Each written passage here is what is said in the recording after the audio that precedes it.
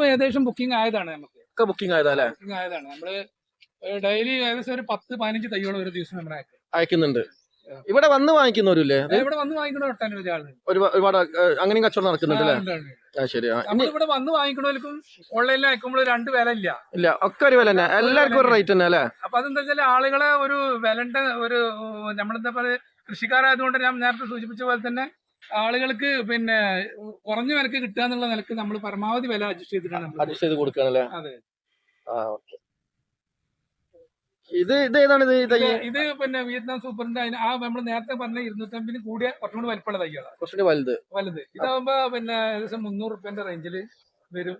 ഇത് red jacks എന്ന് പറയും. ഇതിപ്പോ 250 രൂപ വലുപ്പത്തിന് കൂടുള്ളൂ. അതെ, അത്യാവശ്യം നല്ല വലിപ്പമുണ്ടല്ലോ. വലിപ്പമുണ്ട്. ഇതിന് 300 രൂപ അല്ലേ? അതെ, 300. അപ്പൊ ഇതോ, ഈ സൈസ് ഒക്കെ? ഈ സൈസ് എന്ന് പറഞ്ഞാൽ ഇത് പിന്നെ ഗംലസ് ആണ് സാധനം. ഈ